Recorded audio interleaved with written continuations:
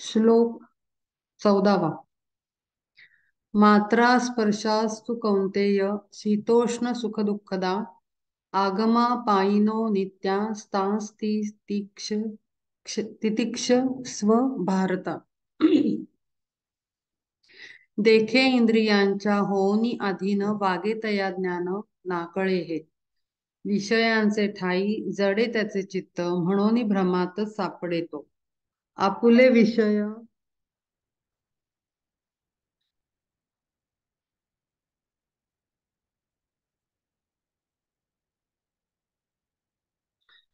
आपुले विषय इंद्रिय सेविती तेथे उपजती हर्ष शोक. ऐसे विषयांचा घडता संसर्ग तेणे अंतरंग भ्रमे त्याचे. विषयांच्या ठाई एक भाव नाही काही सुख काही दुःख दिसे. आता इथे त्यांनी आत्म्याची अवस्था सांगायला सुरुवात केली आहे. कारण जेव्हा तो शरीराशी संबंधित होऊन मी अर्जुन आहे, मी या घराण्याचा आहे, मी राजपुत्र आहे आणि अमुक माझे गुरु आहेत, अमुक माझे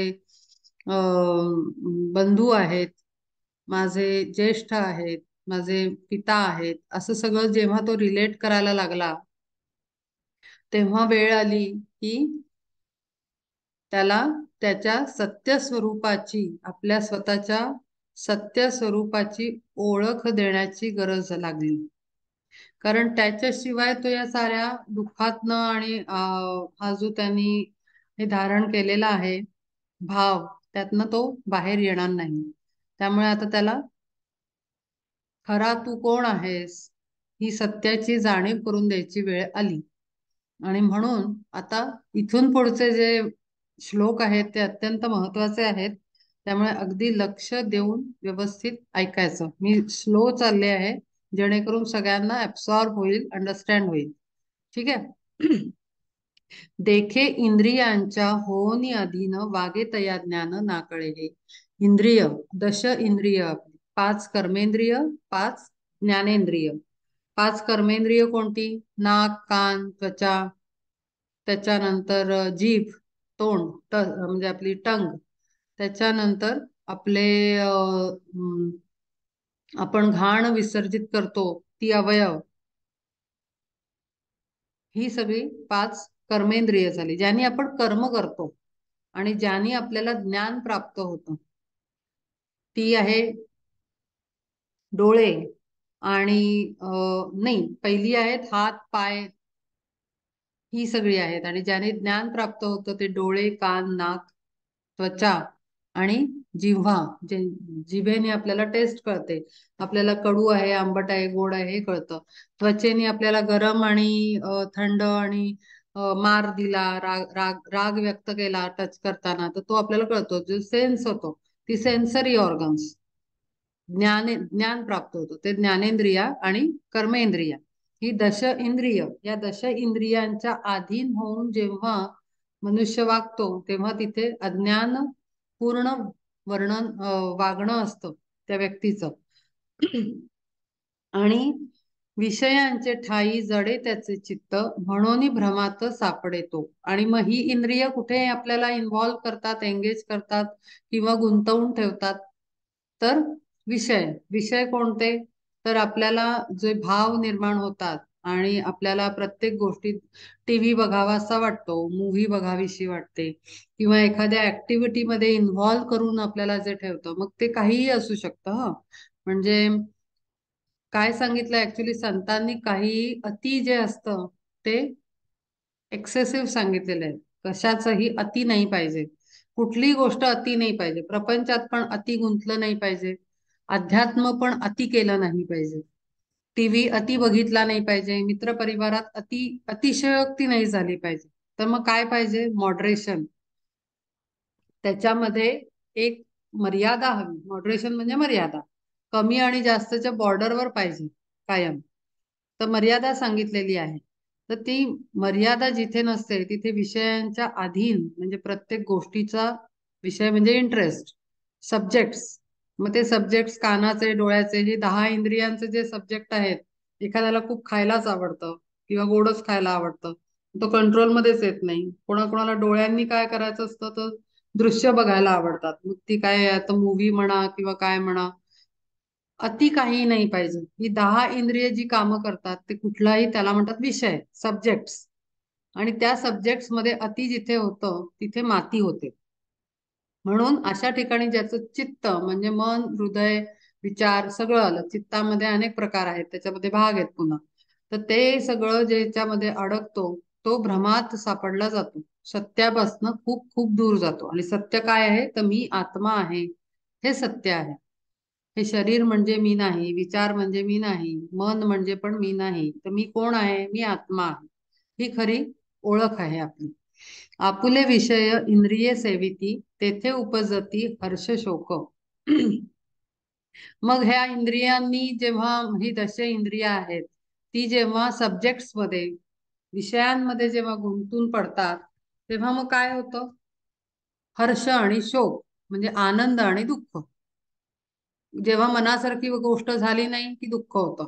पाहिजे तसा डिसिजन नाही झाला, पाहिजे ते खायला नाही मिळालं, पाहिजे ते बघायला नाही मिळालं, पाहिजे तिथे जायला नाही मिळालं, हवं ते पुस्तक वाचायला नाही मिळालं. अगदी म्हणजे तुम्ही जे जे कृती करता ज्याच्यामध्ये मॉडरेशन नाही, म्हणजे मर्यादा नाही आणि अति आहे, मग ते अतिमध्ये झालं नाही की दुःख होतं. आणि कधी कधी अति हवं ते मिळालं की आनंद होतो.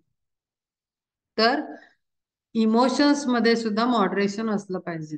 ते पुढे आता येणार आहे. हर एक गोष्ट तो समजावून सांगतो आता अर्जुनाला.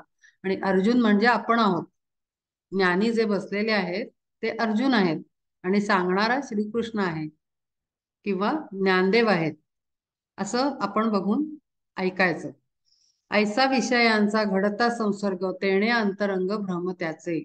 मग जे हृदयस्थ परमात्मा जो आपला आत्मा आहे तो कशात तरी गुंतून पडतो आणि ते मग भ्रमात पडून जातो सगळा. तिथे एक संसर्ग झालाय, संसर्गाने काय होतो? रोग होतो. तसं आपल्या आत्म्याला या सगळ्या विषयांमध्ये गुंतून पडायचा रोग होतो. तो काही त्यातनं बाहेर पडत नाही आणि तो भ्रमात अडकतो. शब्द विषयाची पाहे पार्था व्याप्ती, निंदा आणि स्तुती दोन्ही तेथे. कर्णद्वारे निंदा, ऐकता स्वभावे, चित्त क्षोभ पावे एकाएकी. आता प्रत्येकाचं त्यांनी सांगितलंय. आता ही जी 10 इंद्रिया मी वर्णन केलं त्याचं तो एकेकाचं सांगतोय की कधी दुःख पावतो आणि कधी सुख पावतो. आता पहिला त्यांनी घेतलाय कान. शब्द विषयांची पाहे पार्थ व्याप्ती, निंदा आणि स्तुती दोन्ही तिथे. आता बोलणारा काय? या तर तुमची तारीफ करेल या तर तुमची निंदा करेल. किंवा कधी कधी सत्य बोलणारे लोकही टोचतात दुसऱ्यांना. कारण सत्य सुद्धा टोकाचं नाही असलं पाहिजे. अतिस्पष्टता पण चांगली नाही असं सांगितलं गेलेलं आहे. त्यामुळे मर्यादा ठेवूनच बोलावं लागतं. कारण अतिस्पष्ट बोलण्याने पण कधी कधी समोरचे दुखावले जातात, खरं बोलण्याने पण. आणि म्हणून ते सांभाळून बोललं पाहिजे असं संत सांगतात. तर शब्द जे बोलणार त्यांनी समोरच्याची निंदा नाही तर स्तुती होते. आणि ती कर्णाद्वारे निंदा, ऐकता स्वाभाविक, चित्तक्षोभ पावे एकाएकी. आणि जो ऐकणारा असतो तो जेव्हा निंदा ऐकतो स्वतःबद्दलची किंवा दुसऱ्याबद्दलची, तर त्याचं चित्त, मन थाऱ्यावर राहत नाही आणि त्याला संताप उठतो. कारण त्याला ते राग येतो. संताप म्हणजे राग, की हा कसं काय असं बोलू शकतो. आणि मग संताप जेव्हा हृदयामध्ये निर्माण होतो तेव्हा सगळी शांती भंग पावते. आपण शांत स्थितीत राहत नाही, पीसफुल स्टेटमध्ये आतून आपण राहत नाही. आणि मग सगळी ढवळाढवळ होऊन जाते, आतमध्ये सगळं गढूळ होऊन जातं. चित्त जे असतं, मन असतं, मनस्थिती असते, ती सगळी डिस्टर्ब होऊन जाते, हलवल्यासारखी. परी कानी येता स्वभावता स्तुती, उपजते प्रीती अंतराता. कधी कधी लोकांना ना जे त्यांच्याबद्दल चांगलं बोलतात ते प्रिय वाटतात. असं आपण बघतो. आपल्या अवतीभोवती लोक असतात की ज्याच्याबद्दल चांगलं, इव्हन कोणालाही आपण चांगलं बोलू तर चांगलंच वाटतो. आपण प्रेमळ, अगदी आपल्याबद्दल प्रेम असतं. किंवा आपल्यालाही होतं असं की जो तारीफ करतो किंवा अप्रिसिएशन मिळतं ती गोष्ट चांगली, ती व्यक्ती चांगली. आणि एखाद्याने जर तुमची चूक दाखवली तर ती व्यक्ती खराब, असं होऊन बसतं. स्पर्श विषयाचे कोमल कठीण, ऐसे दोन्ही गुण होती जे का. आता स्पर्श ज्ञान जे आहे, स्पर्शात मध्ये कोणतं इंद्रिय वापरलं जातं तर त्वचा. त्वचेमध्ये आपल्याला थंड, गार, कडक, कोमल, कठीण, मऊ कडक असं, किंवा चापटी मारलेली. लहान बाळाला सुद्धा, तान्ह बाळ असतो, त्याला हलकस असं जोरात असं चापटी मारल्यासारखं केलं तर ते लगेच रडायला लागतं. त्याला काही थोडंच कळत असतं, पण स्पर्शातनं कळतं. आईचा प्रेमाचा स्पर्श, आणि आईने असं हातावर चापटी मारलेली, जर रडत असेल उगीच तर चापटी मारली तर त्याला कळतं की आई रागवलेली आहे. मग ते बघायला लागतं डोळ्यांकडे, तर त्याला स्पर्शातनं कळतं. लहान बाळांना काही हे आलेले नसतात, विचार आलेले नसतात, बुद्धी प्रगल्भ झालेली नसते, शब्द माहीत नसतात. मग ते कशावर ग्रो करत असतात आणि कशावरनं ते परसेप्शन त्यांचं कशावर बेस्ड असतं. बेबीचं छोट्या 6 मंथच्या अलीकडे, लहान, जन्मापासून 6 महिन्यापर्यंत. 6 महिन्याच्या पुढे बऱ्याच हुशार बाळ असतील तर त्यांना ना भाषा कळायला लागते. पण 6 महिन्यापर्यंतचं बाळ ना स्पर्शावर, तुमचे एक्सप्रेशनवर ते रिस्पॉन्स देत असतं, किंवा ते कन्क्लुजनला जात असतात की अच्छा, आई आता रागवतीये, आई आता खुश आहे, आई आता प्रेम करतीये, आईचं लक्ष नाहीये. हे त्यांचं ऑब्झर्वेशननी चाललेलं असतं. मग तेव्हा त्यांचे ज्ञानेंद्रिय काम करत असतात. तर परिकानी येता स्वभावता स्तुती, उपजते प्रीती अंतरात. स्पर्श विषयाचे कोमल कठीण ऐसे दोन्ही गुण होती जे का. त्वचे इंद्रियाद्वारा त्वचेंद्रियाद्वारा धनुर्धरा जाणं होती ते कारण तोष खेदा. त्वचा जी आहे, त्वचा म्हणजे स्किन, स्किन हे जे इंद्रिय आहे आपलं, हे एक इंद्रिय आहे, त्याच्यातनं आपल्याला सगळं कळतं. एखाद्याने चुकीच्या इंटेन्शननी जर आपल्या स्त्रीला एखाद्या हात लावला, लहान मुलीला हात लावला, तर त्या मुलांना कळतं की यांचं इंटेन्शन चांगलं नाहीये, किंवा प्रेमाने लावला तर तोही कळतो. तर त्याच्यातून धनुर्धरा, तोष, तोष म्हणजे आनंद, आणि खेद हे निर्माण होतात. एक ते सुंदर, एक ते अघोर, रूपाचे प्रकार ऐसे दोन. तेची जीवा लागी धनंजया देख, देती सुख दुःख नेत्रद्वारा. आता डोळ्यांबद्दल सांगितलं की जे अतिशय सुंदर दिसतं, किंवा एखादा कुरूप असेल तर त्याला कसं ते रिॲक्ट करतात डोळे, की अरे हा कसा तरीच आहे, काळा काळा. म्हणजे नुसतं काळा आहे म्हणून कधी कधी माणसाचं मत असं होतं की हा व्यक्ती काही चांगला नाहीये, किंवा असं वाटतं रूप कसं असेल त्याच्यावरनं आपण गेस करतो की माणूस कसा आहे. पण कधी कधी तो चांगला निघतो, आणि खूप सुंदर दिसणारे लोक दुष्ट आणि स्वार्थी असे निघतात. म्हणजे काय, की दृश्य जे दिसतं त्याच्यावर जायला नाही पाहिजे, पण त्याच्यावरनं कन्क्लुजनला मनुष्य जातो, आणि डोळ्यांच्या इंद्रियावर विश्वास ठेवून तो जगत असतो, आणि त्याच्यातनं सुख दुःख निर्माण होतात. जाणे परिमळ तो, तोही गा द्विविध, सुगंध दुर्गंध ऐशा वेधे. आता नाक, घ्राणेंद्रियद्वारा सुगंधे आनंद, दुर्गंधे विषाद वाटे चित्ता. नाक हे इंद्रिय, ही सगळी ज्ञानेंद्रिय आहेत. नाकाने चांगला वास आला तर हा हा आपण म्हणतो किती छान अत्तर लावलंय, किती गुलाबांचा वास येतोय, किती छान मोगऱ्याचा वास येतोय, नाही इथे कुठेतरी काहीतरी झाड असणार, असं आपण आपण आनंदित होतो आतून बाहेरून. आणि तेच जर कचरा कुंडीच्या इथून आपण जात असू, घाणीचा एखादा वास आला तर अगदी आपलं अगदी अंतर्बाह्य आपण डिस्टर्ब होतो. तर असा हा आपल्यावर परिणाम होत असतो नाकाच्या व्यवहारातून. गोड आणि कडू द्विविध हा रस, तैसा प्रीती त्रास उपजवी. म्हणून अर्जुना विषयांचा संग दावी अधो मार्ग जीवा लागी. म्हणून या इंद्रियांवर फार अवलंबून राहायचं नाही. ती आपल्याला नाचवत राहतात, कधी सुख कधी दुःख, कधी कसला अनुभव, कधी कसला अनुभव.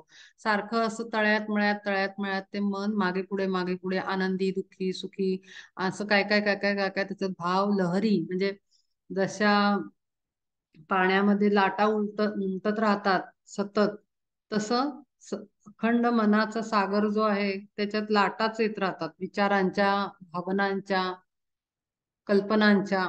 आणि म्हणून तिथे आतमध्ये स्थिरता राहत नाही. पण हे कधी राहत नाही, जर तुम्ही तुमच्या इंद्रियांना अति महत्व दिलं तर. त्याच्या प्रत्येक परसेप्शनला आणि प्रत्येक कमेंटला आपण रिस्पॉन्स दिला आतून, तर आपण असे समुद्राच्या लाटांप्रमाणे सतत सतत सतत हे करत राहतो. पण तेच जर आपण आतून शांत राहिलो आणि त्यांना ऍज अ मीडियम म्हणून यूज केलं, तर ते आपल्याला इतकं नाचवत नाहीत, आपल्या मनाला इतकं नाचवत नाहीत. तर आपल्या हातात असतं, आपली निद्रा आपल्या हातात आहे, आपल्या तोंडाने किती खायचं कुठला पदार्थ जास्त खायचा, कितीच. कधी कधी लोकांना चवदारच पाहिजे अन्न, असं असतं. मग मीच बनवतो किंवा मीच बनवते, माझ्या हातचंच पाहिजे, चांगलीच झाली पाहिजे, दिसायला सुंदरच पाहिजे तो पदार्थ. अगदी म्हणजे ते सुंदर म्हणजे पदार्थाचं एक रूप असतं. पदार्थ बघून कळतं की पदार्थ चांगला झाला. स्त्रियांना हे स्पेशली हा सेन्स असतो की दिसायला अगदी स्वादिष्ट असा पदार्थ दिसला पाहिजे. मग अगदी वर्ण कोथिंबीर हे ते सगळं घातलं गेलं पाहिजे. पण एखाद्या दिवशी ते जर नसेल तर स्त्रियांचं असं होतं किंवा घरातल्या पुरुषांचं की अरे आज हे नीट नाही बनवलंय, हे आज काही बरोबर नाही बनलाय पदार्थ, ह्याच्यामध्ये कोथिंबीरच नव्हती बाई, त्यामुळे आज काय अमुक पदार्थ चांगला. अडून बसायचं नाही, कारण अन्न हे फक्त शरीराला पोषण करण्यासाठी आहे. आणि ते आज गेलं, जसं मिळतं तसं त्याच्यात समाधान. समाधान हे फार महत्वाचं आहे. कारण शेवटी ते अन्न तुमच्या शरीराचं एका लिमिट पर्यंतच पोषण करणार आहे. खरा पोषण होतो तो आत्मा. आत्म्याचा त्या पदार्थाशी काही संबंध नाही. आपण खातो तेव्हा काही आत्मा खात नसतो, आपण व्हेकलला हे करतोय, पेट्रोल भरतोय फक्त. गाडी म्हणते का आपली, कारमध्ये किंवा बाईकमध्ये किंवा स्कूटरमध्ये आपण जेव्हा पेट्रोल भरतो, नाही तुम्ही अमुक पेट्रोल पंपावरच पेट्रोल भरा, मला फार त्रास होतो, मला ह्या पंपावरचं पेट्रोल आवडत नाही, तिकडच्या चौकातल्या पेट्रोल पंपाचं पेट्रोल मला आवडतं, असं गाडी म्हणत नाही. त्यामुळे आपल्या पण गाडीनं म्हटलं नाही पाहिजे की आज चांगलं होतं, काल खराब होतं, हे चांगलं आहे, ह्याच्या हातचा स्वयंपाक चांगला असतो. त्याचं ते लिमिट मध्ये ठेवायचं प्रत्येकाला. पर्पज सर्व झाला पाहिजे इतकी प्रिकॉशन घ्यायची. ही कधी कोणासाठी आहे ही प्रिकॉशन? ज्यांना अंतर्बाह्य शांतता हवी असेल तर. ज्यांना सगळं उचकटलेलं सगळी अवस्था, मानसिक अवस्था, शारीरिक अवस्था आवडत असेल त्यांच्याबद्दल आपण बोलतच नाही. पण आपण स्पेशली जेव्हा हा अभ्यासाला बसतो, एखादा ग्रंथ घेतो किंवा एखाद्या टीचिंगचा अभ्यास करतो, तेव्हा हे इथे अप्लाय होतं. त्यामुळे हे काटेकोरपणे ह्याच्यावर प्रगती केली पाहिजे की कशाला किती महत्व द्यायचं. म्हणून अर्जुना विषयांचा संग दावी अधोमार्ग जीवा लागी. म्हणून अर्जुना, जर तू या संघाची संगती केलीस आणि ह्यांना लाडावून ठेवलं इंद्रियांना, त्यांचं हर एक वस्तू ऐकत गेलास, हर एक कमेंट ऐकत गेलास, हर एक मत ऐकत गेलास आणि त्याप्रमाणे जर नाचलास तर ते अधोमार्गाला, खालच्या मार्गाला तुला घेऊन जातात माणसाला. शीतोष्णादी द्वंद्वे ह्यापरी पावनी जायतो गुंतोनी सुख दुःखी. विषया वाचोनी नाही दुजे गोड ऐसी जन्म खोड इंद्रियांची. आता इंद्रियांना फक्त विषय हवेत, दुसरं काहीही नाही. म्हणजे एखादा आता एखादा बुद्धिमान मनुष्य असेल तर त्याच्या बुद्धीला सारखं खाद्य लागतं. मग काहीतरी तो करत राहतो. मग काही उद्योग करत राहील, काही वाचत राहील, काहीतरी ऍक्टिव्हिटी करत राहील, पण त्याला खाद्य लागतं. नाहीतर तो असा वेडापिसा होतो माणूस. जर बुद्धिमान एखादा असेल, ज्याला सतत बुद्धीचं वर्क आवडतं, काम आवडतं. आपण म्हणतो ना, नोकरी करत होतो तेव्हा बरं होतं, घरात आता बसलो आता कंटाळा येतो. कारण का, तर आपल्याला सवय झालेली असते कामाला लावण्याची. तसंच इथे त्यांनी म्हटलंय की जर आपण इंद्रियांची विषयांमध्ये गुंतण्याची सवय चालू ठेवली, त्याला जर थांबवलं नाही, त्याला कमी केलं नाही, त्याच्यावर कंट्रोल आणला नाही, तर ती त्यांची खोड, जन्मखोड जात नाही. म्हणतात ना, ती सवय लागून गेलेली असते, मग ते ते थांबत नाहीत. त्यांना मग पूर्वत आपण आपण चाकर बनतो. आपण म्हणजे कोण? आपण आत्मा आहोत. आपण त्या इंद्रियांचे सेवक बनतो आणि त्यांना सगळं पुरवत राहतो. पण आपल्याला जगण्यासाठी ते सेवक आहेत आपले, आपण त्यांचे सेवक नाही. आत्मा हा इंद्रियांचा, शरीराचा सेवक नाही, तर ते व्हेइकल आहे. गाडी चालवतो तो मालक मोठा असतो. कार महत्वाची नसते. कारचे पार्ट्स महत्वाचे नाहीयेत, त्याचा हेडलाईट महत्वाचा नाहीये.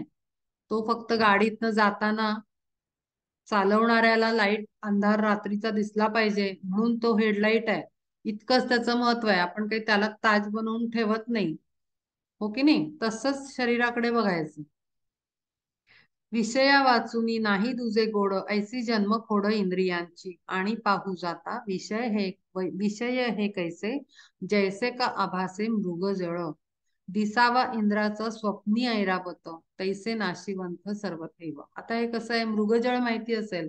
उन्हामध्ये जे वाळवंटामध्ये दुरून बघितलं तर पाणी आहे असं वाटतं. इवन आपल्याकडे पण, म्हणजे आता आम्ही नॉर्थला मी राहिलेली आहे, तर दुपारी जेव्हा मी स्कूटर चालवायची तर दुपारच्या वेळेला असं वाटायचं, जिथून सनलाईट असा पडलेला असेल तर काही ठिकाणी दुरून असं वाटायचं की रस्ता ओला आहे, पाणी वाहतंय, ते चमकायचं असं.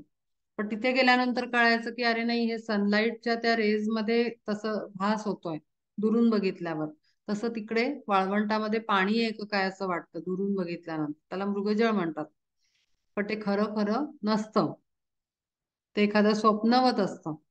तसंच स्वप्नामध्ये ऐरावत बघावा इंद्राचा, आणि स्वप्न जागा झाल्यानंतर काहीच नाही. ते असं इंद्रियांचा सगळा खेळ, हा विषय, हे सगळे असे नाशिवंत आहेत. त्याचा काही एंड नाही आणि त्याचा काही अर्थ नाही आहे. ते काही आपल्याला अमरत्व देणार नाही. ते विषय हे सगळे अशा प्रकारचे आहेत. म्हणून या यांचा नको धरू संग, वेगे करी त्याग रुतरा. आणि म्हणून हे पार्था, तू हे सगळे विषयांचा आणि इंद्रियांच्या कर्माचा त्याग कर. म्हणजे काय करायचंय आपण? मग आजपासून जेवण जेवायचं बंद करायचंय का? मग ते व्यवस्थित बनवणं बंद करायचंय का? तर नाही, त्याला चालू ठेवायचं. पण अडून राहायचं नाही. आज पदार्थ नाही चांगला बनला म्हणून त्रास करून घ्यायचा नाही. घरातल्यांनी त्रास द्यायचा नाही. आज आहे, चला ठीक आहे, अन्न मिळालं, शरीराला मिळालं, आजचं संगोपन झालं व्हेकलचं, पुढे उद्याचं उद्या, असं जगायला पाहिजे. अडकायचं नाही. असं जेव्हा करू तेव्हा त्याचा संग सोडला असा अर्थ होईल. संग सोडून म्हणजे उपाशी मरायचं नाहीये. आपल्याला कान नाक डोळे बंद करून बसायचं नाहीये. पण त्याला तेवढंच काम द्यायचं जेवढं त्याचं काम आहे. त्याला डोक्यावर चढून बसू द्यायचं नाही इंद्रियांना.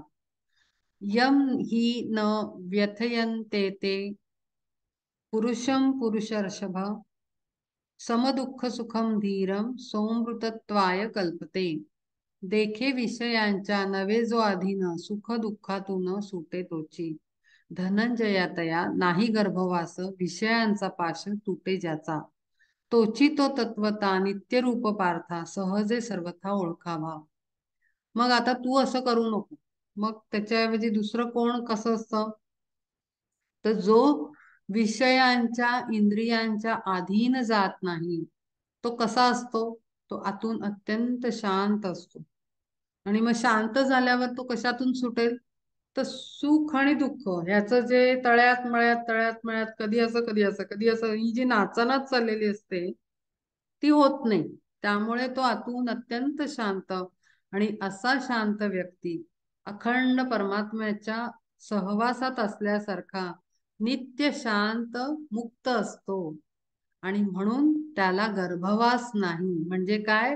त्याचं येणं जाणं टाळा, असं म्हणतात आपले तुकाराम महाराज सारखे म्हणतात अभंग लिहिताना विठ्ठलाला, की अरे माझं येणं जाणं टाळा, माझा गर्भवास सुटो. गर्भवास म्हणजे काय? की सतत जे जन्म घेणं मरणं, येणं आणि जाणं. जाणं म्हणजे मृत्यू पाहून आत्मा निघून जातो, ती स्थिती. तर येणं जाणं टाळा, असं तो विठ्ठलाला सतत सांगत राहतो की माझा गर्भवास टाळा. हे विठ्ठला, हे पांडुरंगा कृपा करता आणि मला या वासनांमधनं सोड. तर सोडव म्हणजे काय? की मला ती जाणीव दे. आपण शास्त्राचा अभ्यास यासाठीच करतो आहोत, का तर आपल्याला ज्ञान प्राप्त व्हावं. आणि ते ज्ञान प्राप्त झालं की मग आपल्याला जाणीव होते, आपल्याला अवेअरनेस येतो, आपल्याला कळतं की काय चुकीचं आहे, काय करेक्ट आहे. म्हणजे काय? तर विवेकाची निर्मिती होते, विवेकाची जागृती होते. विवेक म्हणजे सारासार विचार बुद्धी, सत्य असत्य कळतं, किंवा नीर क्षीर विवेक बुद्धी, पाणी कोणतं दूध कोणतं, खरं काय खोटं काय, सत्य काय असत्य काय, कायम टिकणारं काय आणि नाशिवंत काय, असा पूर्ण फरक आपल्याला जेव्हा कळायला लागतो तेव्हा आपण जे नाशिवंत असतं त्याला सोडून देतो, आणि जे चिरकाल टिकणार असतं, सत्य असतं, त्याला आपण पकडून बसतो. आणि म्हणून विषयांचा त्याग झाल्यानंतर गर्भवास टळतो, म्हणजे येणं जाणं सुटायला लागतं. का सुटतं? कारण जेवढ्या वासना राहिलेल्या असतील ना, त्या वासनांच्या पूर्तीसाठी आपल्याला जन्म घ्यावा लागला. म्हणून म्हणतात, तुकाराम महाराजांनी म्हटलंय सतत, निर्बीज कर. निर्बीज म्हणजे काय? जे बीज भाजतात ना, जे बियाणं भाजतात, तव्यावर भाजलं आणि जर समजा असं बियाणं लावलं मातीमध्ये, तर त्याला अंकुर फुटत नाही. आपल्यातला अंकुर म्हणजे काय? जन्मण्याची इच्छा किंवा जगण्याची इच्छा, ही म्हणजे अंकुर. आपल्या आत्मबीजामध्ये जोपर्यंत अनुभव घ्यायचा आहे, अरे माझं हे करायचं राहिलं, अरे माझं ते करायचं राहिलं, सगळं जगलो पण श्रीमंती अनुभवायची राहिली, मग पुढच्या जन्मामध्ये श्रीमंत बनून आपण जन्माला येतो का? तर तो अनुभव राहिला ना आत्म्याचा. हे असं होतं. आता तुम्हाला सांगते एक मला वाटतं गुरुचरित्रात आहे एक कथा आहे. तो धोबी असतो आणि तो हो गुरुचरित्रातच आहे. तो बघत असतो, धोबी कपडे धुताना त्या नदीमध्ये एक मुस्लिम राजा त्याच्या 2-4 राण्यांबरोबर मस्तपैकी विहार करत असतो.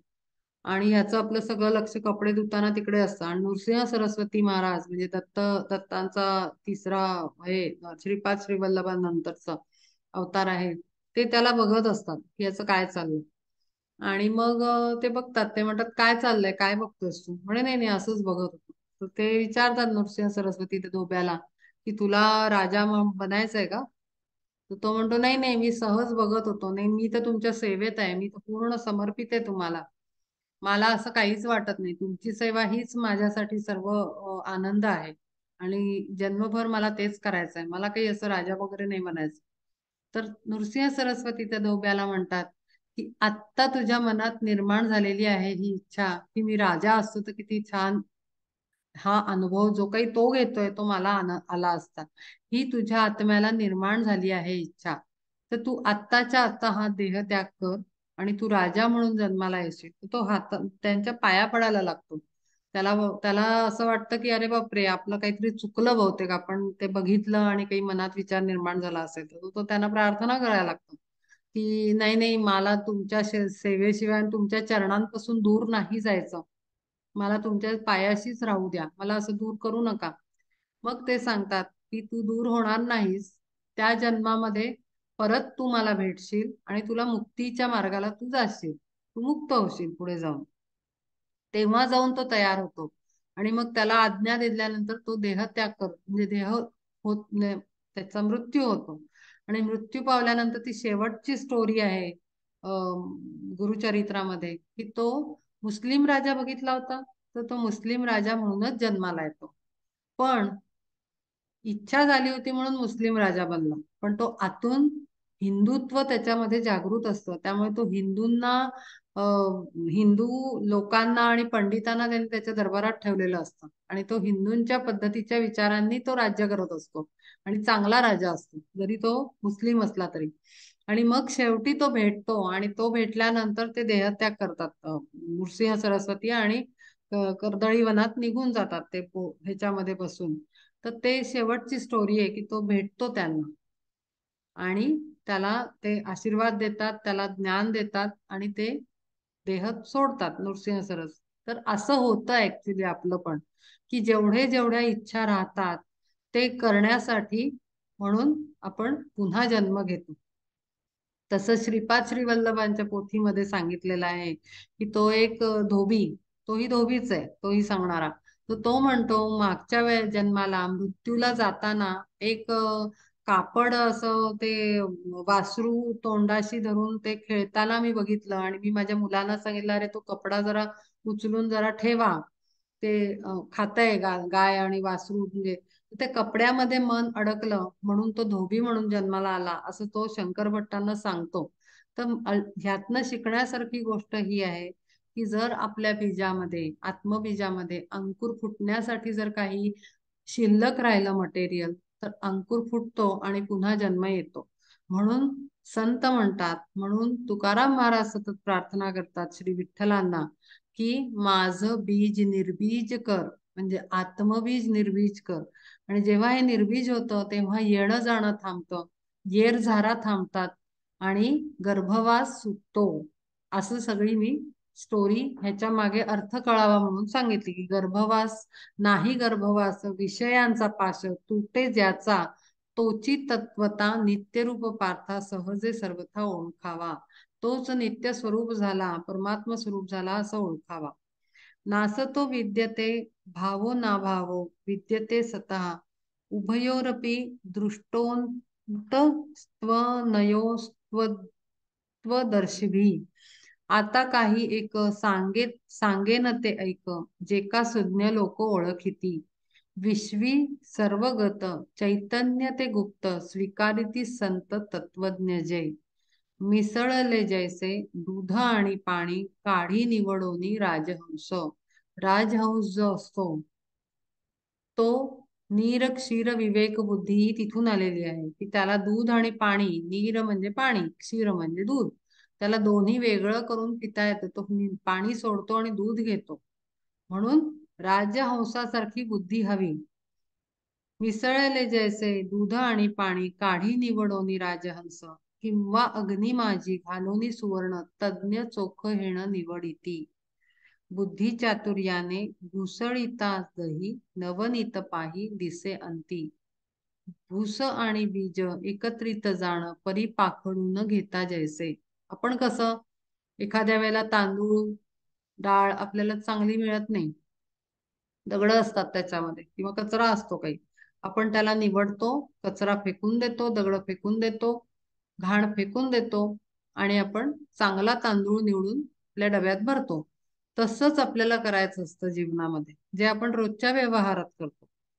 पण आपण तांदूळ मात्र दगडासकट खात नाही बरं, पण कर्म करताना मात्र दगडासकट कर्म करत असतो आणि जगत असतो.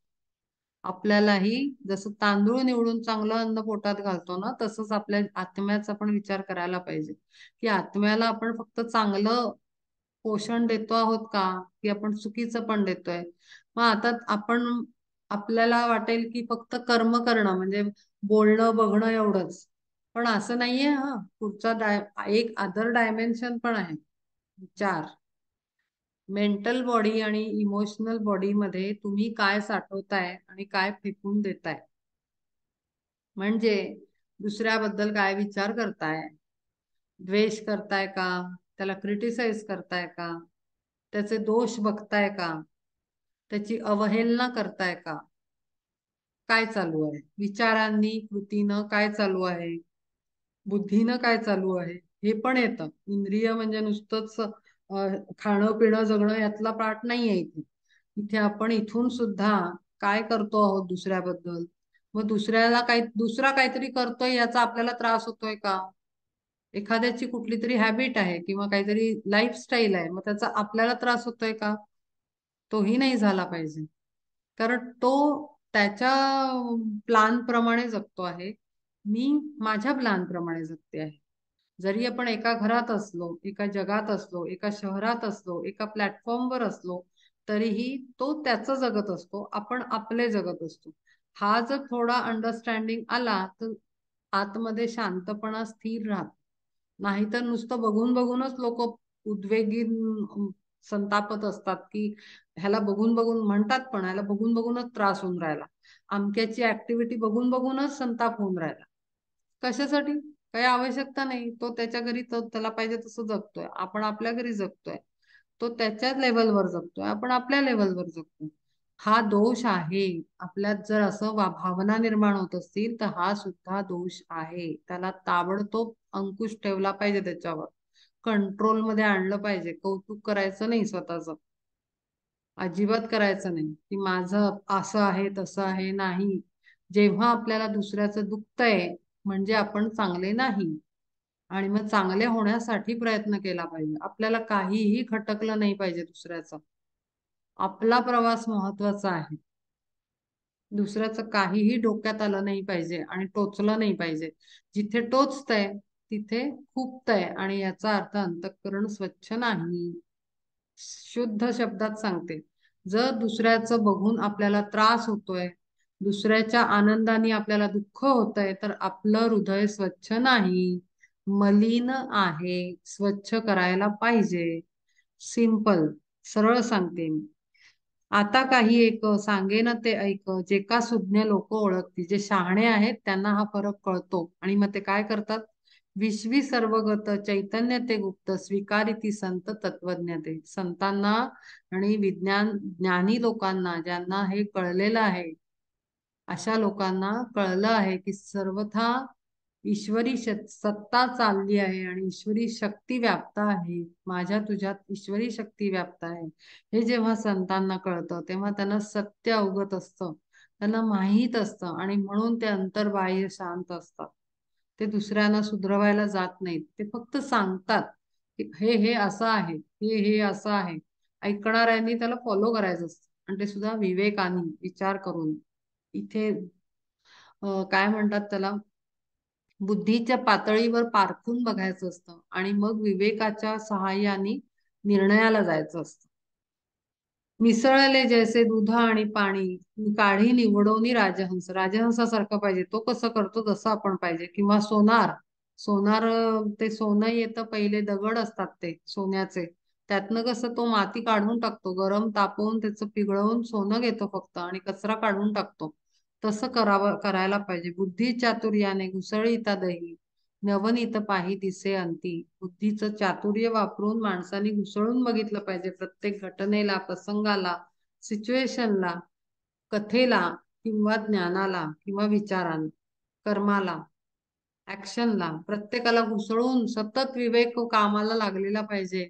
योग्य अयोग्य सतत 24 तास ते ऍक्टिव्ह पाहिजे विवेक बुद्धी.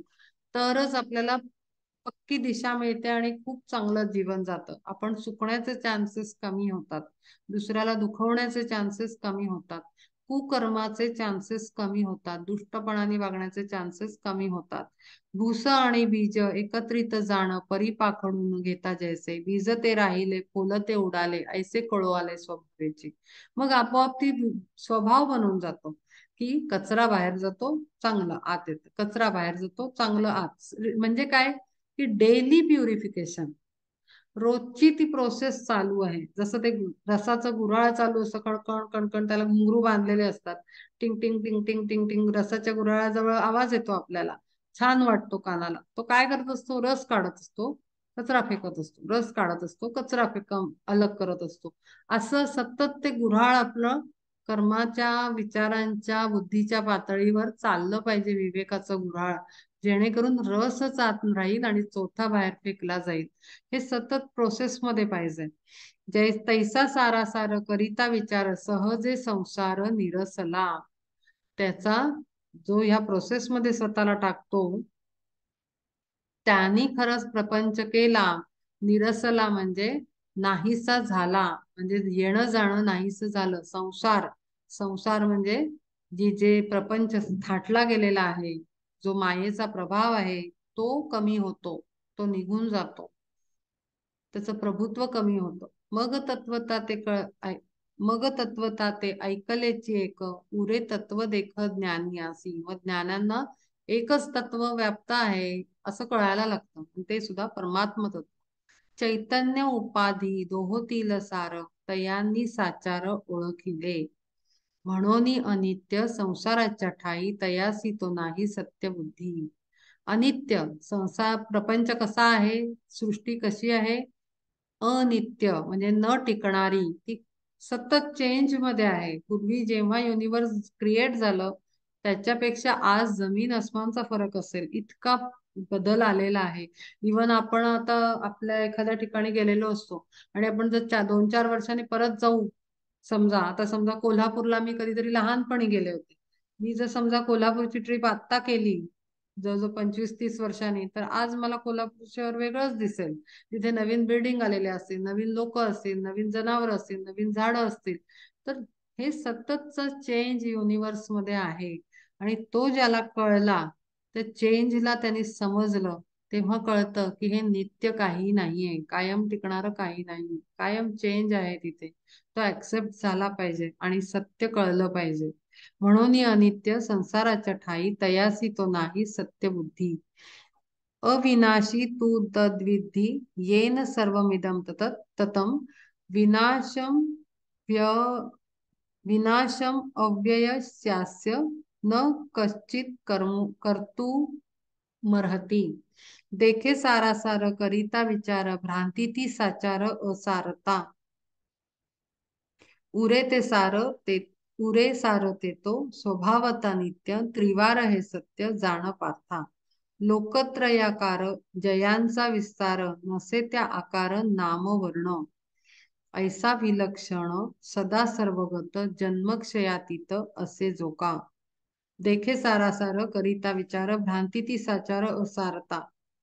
जी सारासार विचार केल्यानंतर भ्रम काय आहे आणि सत्य काय आहे ह्याचा फरक आपल्याला कळायला लागतो आणि मग जे सत्य आहे त्याला पकडत पकडत पकडत मनुष्य जगायला सुरुवात करतो आणि त्याच्या जीवनाला बदल येतो। उरेच सारत येतो स्वभावता नित्य त्रिवार हे सत्य जाण पारता। त्याच्या लक्षात यायला लागतं की सगळीकडे सत्य हे एकच आहे आणि ते परम तत्व आहे आणि त्याच्यामुळे सर्व सृष्टी आहे। तिथे रमायचं नाहीये, त्याच्याशी एकरूप व्हायचंय हे सत्य हळूहळू कळायला लागतं।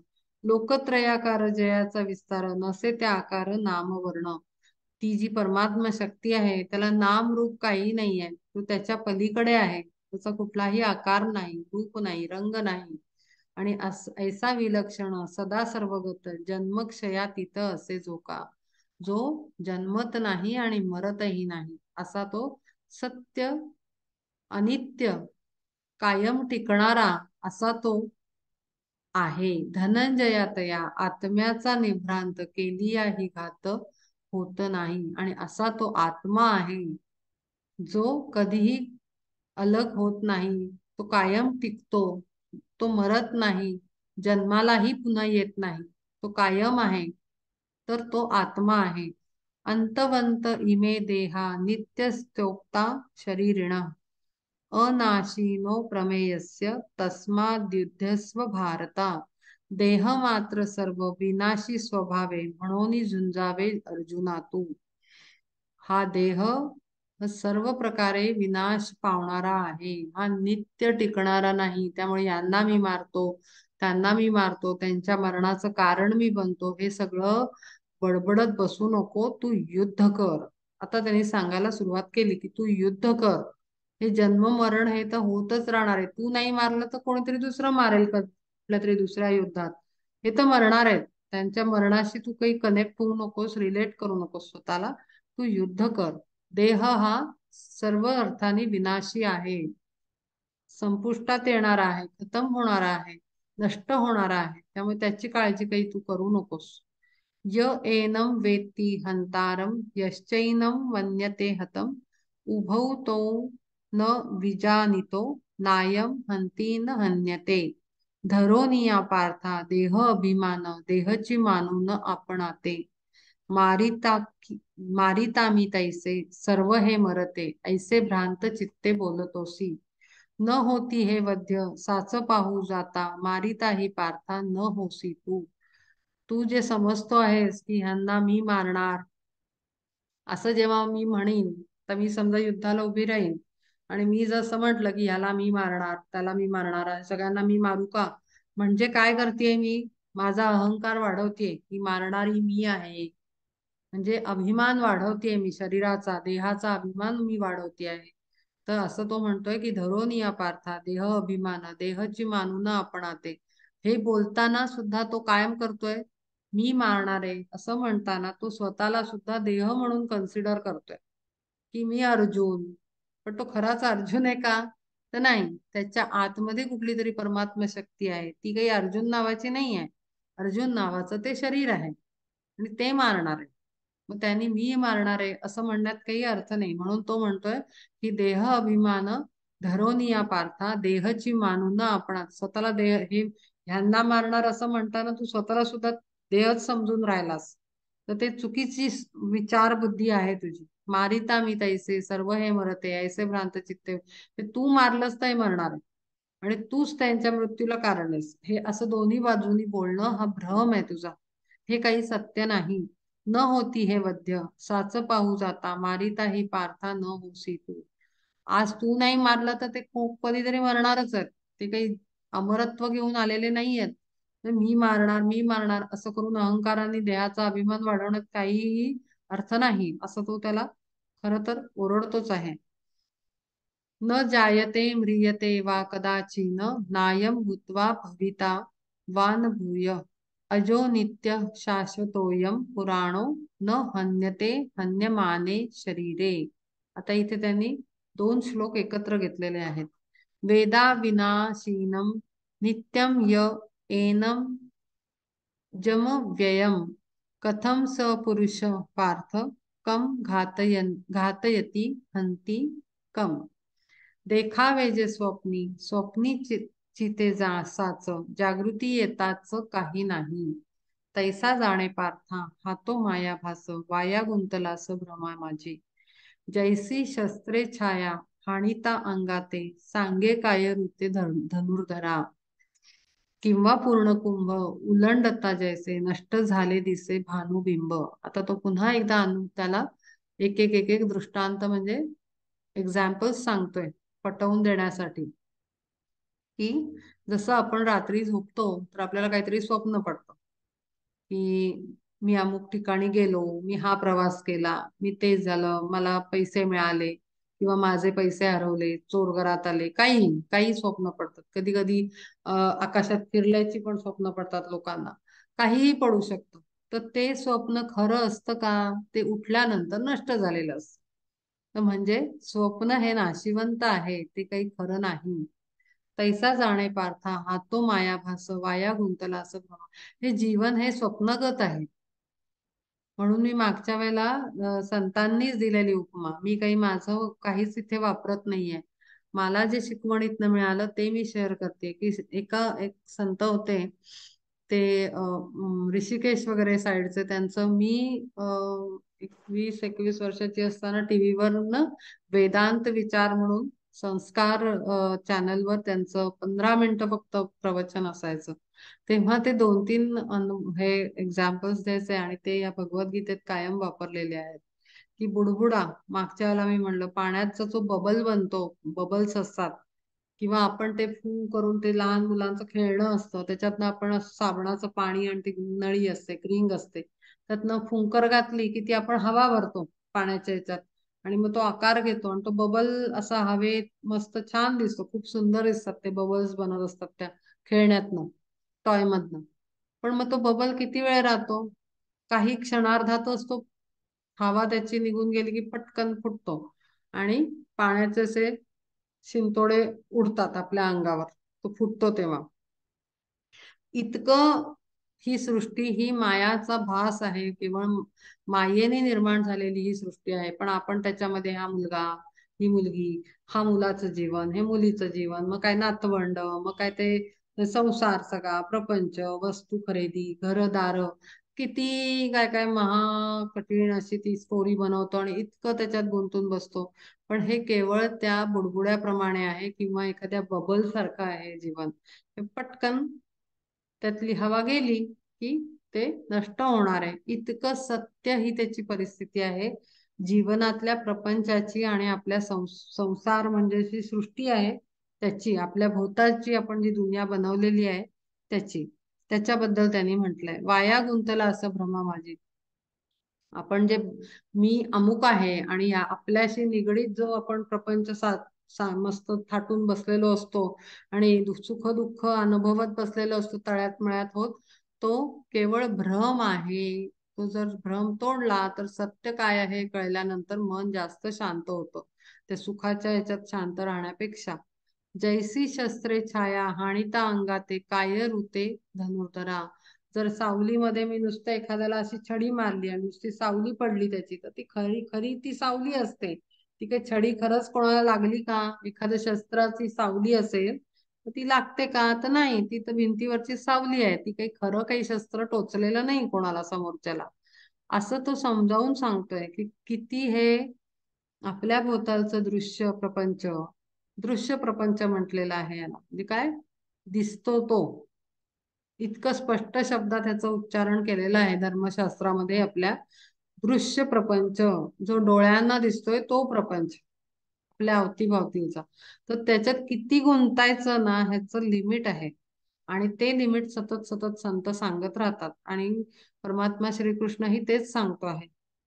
किंवा पूर्ण कुंभ उलंडता जैसे नष्ट झाले दिसे भानुबिंब. एखाद्या मडक्यामध्ये ह्याचं सूर्याचं बिंब पडलेलं असतं, पण ते जर मडकं खाली पाडून दिलं तर फुटून जाईल आणि पाणी जमिनीवर पसरून जाईल. मग त्याच्यात सूर्यबिंब आहे का? तर नाही, ते नष्ट झालं. इतकं स्वप्नवत ही दुनिया आहे असं तो सतत सांगतोय. किंवा मठी जैसे आकाश ते पाहे हो नियार आहे मठाकार.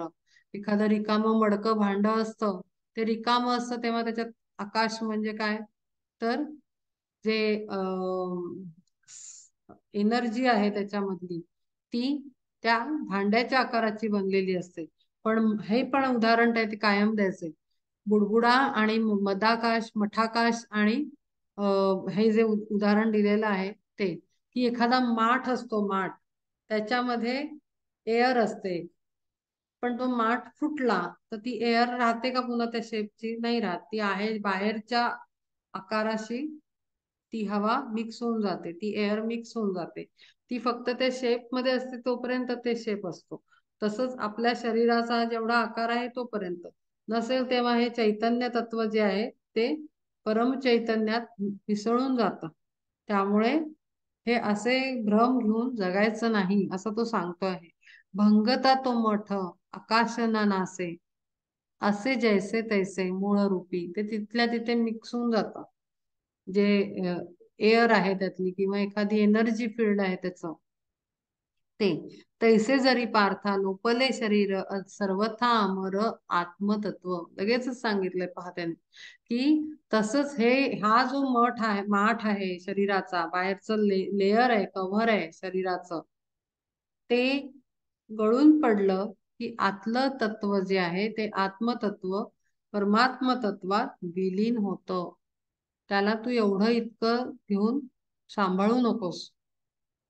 आत्मतत्वापरी जन्म मृत्यू रूप भ्रांतीचे आरोप नको करू. तू असे आरोप नको करू, जन्मला मेला, जन्मला मेला, ह्याला मारलं तो जन्मला.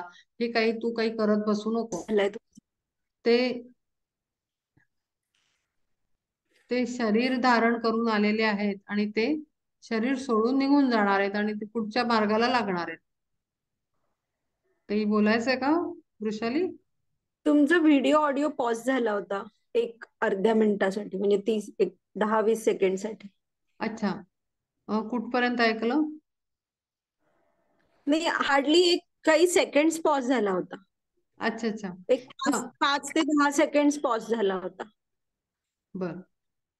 तर त्यांनी असं म्हटलंय की हे जे शरीर आहे ते टाकल्यानंतर, गळून पडल्यानंतर आतलं आत्मतत्व आहे ते परमात्म तत्वाशी एकरूप होऊन जातं.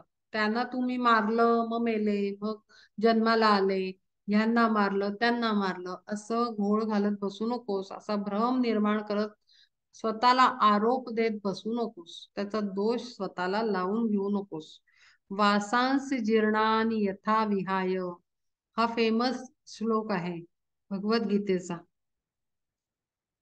नवानि गृह्णाति नरोपराणी तथा शरीराणी विहाय जीर्णा नन्यासी नन्यानी संयाती नवानी देही. टाकोनिया द्यावे वस्त्र जैसे जीर्ण करावे धारण मग नवे. तैसा देही एक शरीर सांडून स्वीकारी नूतन मग दुजे. नैनम छिंदन्ति शस्त्राणि नैनम दहति पावक न चैनम क्लेदयन्त्यापो न शोषयति मारुतः. अच्छेद्यो यमदाह्यो यमक्लेद्यो शोष्य एव च नित्य सर्वगत स्थाणु दचलोयम सनातन. आता यासाठी त्या दिवशी मी ना वर्णन करून दाखवलं होतं, पण हे माझं तेव्हा नव्हतं, मी आणलं आता खाली. हे माझ्या एका स्पिरिच्युअल टीचर, जे प्राणी किलिंगचे मास्टर आहेत आमचे, त्यांनी हे खूप सुंदर उदाहरण दिलं आणि मला इतकं आवडलं तर माझ्याकडे जे होतं ते मी फेकलं नाही. हे जे आहे हे आपण हातात घालतो छोट्या मुलांसाठी. हॅलो. हे असं जे टॉय आहे, हा आहे आत्मा. ह्यानी केलं शरीर धारण, टायगर बनला. हा सगळं जीवन जगतो, शिकार करतो, खातो, जगतो, फॅमिली करतो, हॅपी राहतो, आणि मग एक टाइम येतो तेव्हा मरतो. त्यातनं हा निघून जातो आत्मा. त्याच्यानंतर हा दुसरा जन्म घेतो. मग आधी हा टायगर होता, त्याच्यानंतर हा डॉग बनून आला. किंवा हा कोणीतरी XYZ होता आधी, तो त्यांनी टाकलं शरीर, मग हा ABC झाला. इतकं सिंपल आहे. इथे तेच सांगितलंय, टाकोनी या द्यावे वस्त्र जैसे जीर्ण, करावे धारण मग नये नवे. हे वस्त्र टाकलं, शरीर का चोला म्हणतात ना, हे फेकलं आणि आत्मा निघाला आणि त्यांनी दुसरं धारण केलं.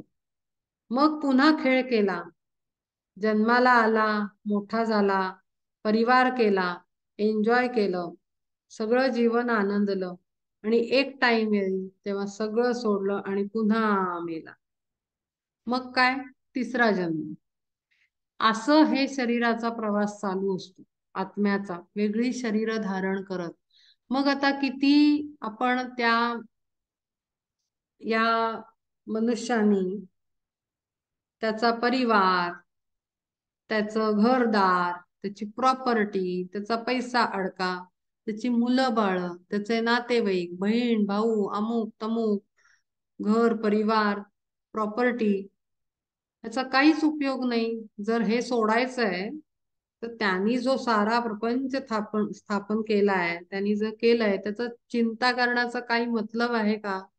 कारण त्याला हे सगळं इथेच टाकायचंय, निघून जायचंय, आणि लगेचच काही टाइम नंतर त्याचं पण पर्टिक्युलर त्याचं सांगितलंय मी, ती जे त्या दिवशी उल्लेख केला की मृत्यूनंतरचा प्रवास, त्याच्यात तो किती वेळ घालवतो आणि ते कशावर अवलंबून आहे, ह्याचं उत्तम वर्णन मी करून सांगितलं होतं, जे आपल्या थेअरीमध्ये सगळीकडे, आपल्या आणि थिओसॉफिकल स्टडीज मध्ये सांगितलेलं आहे.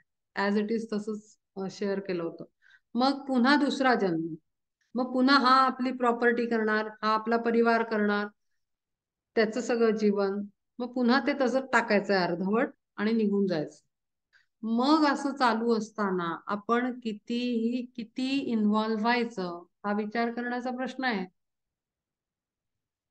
म्हणजे आपण एखाद्या वस्तूमध्ये किती गुंतायचं, किंवा आपण तर कमावतोच, पण आपल्या मुलांना मिळालं पाहिजे, त्यांना त्यांचे हक्क मिळाले पाहिजेत, त्यांना त्यांच्या वस्तू मिळाल्या पाहिजेत, त्यांची नोकरी चांगली लागली पाहिजे, त्यांची मुलांची मुलं चांगली झाली पाहिजे, किंवा आणखीन काही, किंवा आपले बहीण भाऊ यांचं किती किती, म्हणजे प्रत्येक जीवाला किती प्लॅनिंग असतं आणि किती गुंतलेलं असतं मन, ह्याचं सांगू नाही शकत. म्हणजे मी, प्रत्येक व्यक्तीचं आपलं आपलं कहाणी आहे आणि आपला आपला इंटरेस्ट आहे, पण हे एंडलेस आहे.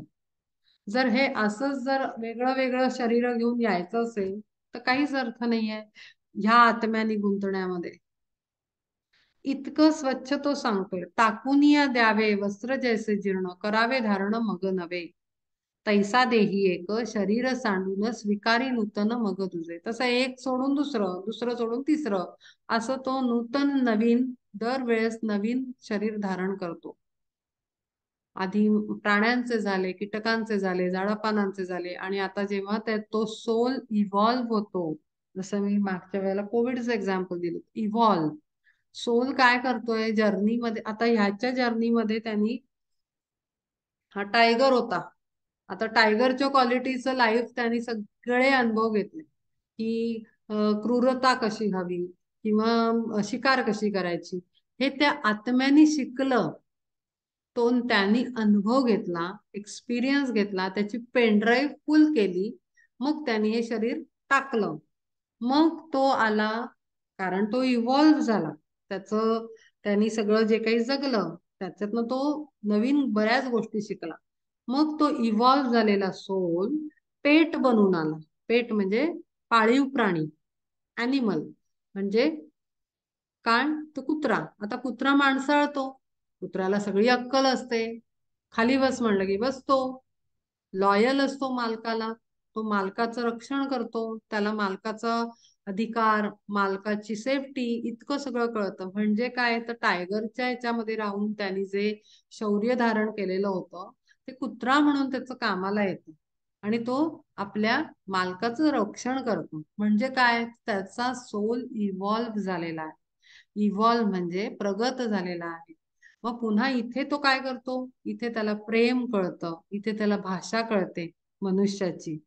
आणि मग त्याला कसं प्रेम द्यायचं असतं, कसं बोलायचं असतं, कसं रिस्पॉन्स द्यायचा असतो, कशा इन्स्ट्रक्शन फॉलो करायचे असतात, असं तो मनुष्याच्या जवळ येऊन हे सगळं शिकतो. आणि एवढ्या लेवलवर जेव्हा प्राण्याचा सोल, प्राण्यांमध्ये राहणारा सोल जेव्हा इव्हॉल्व्ह होतो, प्रगत होतो, तेव्हा तो मनुष्य रूपात येतो. आणि मग मनुष्यामध्ये येतो तो. इतका असा जर्नी. म्हणून विवेक चूडामणीच्या अभ्यासात आपण ऐकलं की कितीतरी योनी आणि कितीतरी जन्म घेऊन, करोड जन्म घेऊन आपण मनुष्य जन्मांमध्ये येतो. आणि मग आपण काय करतो, तर मनुष्यामध्ये एक डिफरंट कॉन्शियसनेस आहे, हायर कॉन्शियसनेस आहे प्राण्यांपेक्षा वरचा. तर तो आहे विवेकाचा. तो विवेक बुद्धी एवढी देणगी दिलेली असून आपण काय करतो, तर आपण ती शहाण बुद्धी आपली, शहाणी बुद्धी, ज्ञानी बुद्धी आपली आपण आपल्या सगळ्या जमा करण्यामध्ये वापरतो. परिवार, पैसा अडका, धन दौलत, वस्तू, प्रॉपर्टी, जे काय असेल प्रत्येकाचं वेगळं असतं. ते साठवण्यात आपण एनर्जी वेस्ट करतो. पण शेवटी तेही टाकायचंय आणि निघूनच जायचंय. मग पुन्हा त्या मनुष्याच्या लाईफमध्ये तो जो काही एक्सपिरियन्स घेतलेला असतो तो पुन्हा तो ऍड ऑन होतो. आणि मग पुढचा जन्म, म्हणजे एखादा जर संन्यासी असेल मागच्या जन्मात, तर त्याचा वैवाहिक जीवन अनुभव घ्यायचं राहिलं, त्याच्याकडे तो अनुभव नाही, म्हणून तो जीव पुन्हा जन्माला येतो. मग तो प्रापंचिक बनतो, मग तो प्रपंचाचा अनुभव घेतो. मुलं, सुना, नातवंड, घर, फॅमिली, दार, बायको, नवरा, बिझनेस, हे सगळे तो अनुभव घेतो. मग त्याच्याकडे दोन्ही झाले, मग आणखीन काहीतरी इच्छा राहते, मग पुन्हा येतो. असं सगळं आहे, हेच सगळं इथे सांगितलंय. जैसा देही एक, शरीर सांडोन, स्वीकारी नूतन मग दुजे, उपाधी रहित विशेषत्वे शुद्ध, असे नित्य सिद्ध अनादि हा. तो उपाधी रहित आहे, त्याला कशाची कुठलाही सोल, इंजिनियर सोल असं नसतो, त्याला कुठलीही उपाधी नाही, त्याला काहीही नाव, रंगरूप, रंग नाही, त्याला कुठलाही काय म्हणतो आपण स्पेशालिटी आपण हे करून रिलेट नाही करू शकत. असा नित्य सिद्ध अनादी म्हणजे अनंत कालापासून आलेला, जेव्हा सृष्टी निर्मिली तेव्हा जे जीव निर्माण केले तेव्हापासूनचे आपण आहोत. म्हणून घडेना शस्त्रे त्याचा घात, प्रळयोदकात बुडेना हा. प्रलय होत नाही, प्रलयामध्ये सुद्धा तो बुडत नाही, तो पुन्हा पुढच्या निर्मितीमध्ये पुन्हा जन्माला येतो. असा तो नित्य आहे. अग्नी असमर्थ जाळावया याते, तेवी हा वायू ते शोषवेना. नैनम छिंदंती शस्त्राणी नैनम दहती पावक. हा शस्त्रांनी काटला जात नाही, अग्नीमध्ये जळत सुद्धा नाही. अग्नीत कोण जळतं, शरीर जळतं, हाड मांस जळतात, कपडे जळतात अंगावरचे, आत्मा नसतो तिथे. आत्मा जळत नाही, आत्मा कट होत नाही, कापला जात नाही. कापलं जातं ते शरीर. खून झाला एखाद्याचा तर तो शरीराला यातना दिली जाते, आत्म्याला नसते होत. आत्मा ते अनुभवतो, अनुभवणारा आत्मा आहे, द्रष्टा, अनुभव घेणारा आत्मा आहे. असं त्यांनी म्हटलंय. सर्वत्र हा नित्य, अचळ, शाश्वत, असे सदोदित परिपूर्ण. तो कायम परिपूर्ण असा, अनित्य, नित्य असा, शाश्वत असा आत्मा आहे. तो कायम तसाच राहतो, कधीही तो ढळत नाही, कमी होत नाही, कापला जात नाही, जाळला जात नाही, काहीही होत नाही त्याला. अव्यक्तो यम चिंत्यो यम विकार्यो यमुच्यते, तस्मादेवं विदित्वैनं नानुशोचितुमर्हसि. ध्यान उत्कंठित भेटावया ह्यास तर्काच्या दृष्टीस दिसेना हा. पाहे निरंतर दुर्लभ हा मना तेही साधवेना साधनी हा. उत्तम पुरुष असा हा अनंत गुणत्रयातीत धनंजया. आता त्याचे चांगली साईड सांगितली, आत्म्याचं सामर्थ्य काय आहे, आत्म्याची ओळख काय आहे ती सांगितलेली आहे. अनादि हा आत्मा नित्य निर्विकार तेवी निराकार सर्व रूप. आकळिता ह्या ते ऐसा सर्वात्मक हारपेल शोक स्वभावेची. ध्यान उत्कंठित भेटावया यास तर्काच्या दृष्टीस दिसेना हा. जर त्याला भेटायचं म्हटलं तर तो जर एखादा बुद्धिमान म्हणला मी एखाद्या आत्म्याला भेटतो, ते पॉसिबल नाही आहे. कोणाच्या आत्म्याला भेटणं पॉसिबल नाही आहे. असं शरीरात राहून आता ते काही साधना करून त्या काहीतरी विचित्र विद्या असतात, पण त्या काही चांगल्या म्हणून कन्सिडर केल्या जात नाहीत. चांगला मार्ग नाही तो. पाहे निरंतर दुर्लभ हा मना तेही साधवे ना साधनी हा. उत्तम पुरुष असे हा अनंत. आता 15व्या अध्यायामध्ये उत्तम पुरुष म्हटलेला आहे, तो परमात्म्याशी एकरूप होणारा, तो परमात्मा स्वरूप होणारा असा हा उत्तम पुरुष आहे. गुणत्रयातीत धनंजया, गुणांच्या पलीकडे आहे. असा कुठला काही कुठला पर्टिक्युलर गुण घेऊन आपल्याला आत्मा दिसत नाही, तो त्याच्याही पलीकडे आहे. सूर्यासमान तेजस्वी आहे, सर्व गुण संपन्न आहे, परमात्म स्वरूप आहे. अखंड प्रकाशाने व्याप्त असा आत्मा आहे. त्याला असं आपण छोटस काही छोट्या स्वरूपात बंधनात घातलं तर त्याचं स्वरूप लपलं जातं. तो लिमिटलेस आहे, अनलिमिटेड आहे. आत्माची ऊर्जा ही अनलिमिटेड आहे. सूर्यासमान तेजस्वी आहे तो. अनादि हा आत्मा नित्य निर्विकार तेवी निराकार सर्व रूप. तो त्याला कुठलाही आकार नाही, आपण त्याला बांधूच नाही शकत. आत्म्याची शक्ती फार अपार आहे आणि म्हणून आत्मशक्ती म्हणतो आपण. विल पॉवर ती आतून येते, आत्म्याची शक्ती असते, आत्म्याची पॉवर आहे ती. जेव्हा मनुष्य वापरायला लागतो तेव्हा ते तेजस्वी कार्य घडतं. जे आपले संत झाले त्यांनी आत्म्याची शक्ती वापरली. रामदास स्वामींनी आत्म्याची शक्ती वापरलेली आहे. तुकाराम महाराज आत्म्याची शक्ती वापरून बोलले सगळ्या गाथेमध्ये. प्रत्येकाने आत्म्याची शक्ती वापरली तेव्हा ते किती तेजस्वी कर्म घडलं त्यांच्याकडनं. आकळीता या ते ऐसा सर्वात्मक हारपेल शोक स्वभावेची. त्याला ज्याला ज्याला तो कळतो, ज्याने जो जाणला, त्याची अवस्था फार वेगळी असते त्या व्यक्तीची. अथ चैनम नित्य जातम नित्यम वा मन्यसे मृतम तथापि त्वं महाबाहो नैवम शोचितु मर्हसी. अविनाशी ऐसा न जाणता यासी जरी तू मानिसी नाशिवंत. तरी तुझ पार्था करावया शोक कारण ते देख नसे काही. हा नाशिवंत नाहीच आहे, हा अविनाशी असा ही आत्मशक्ती आहे. ही दिसत नाही, डोळ्यांना दिसणारी नाही आहे.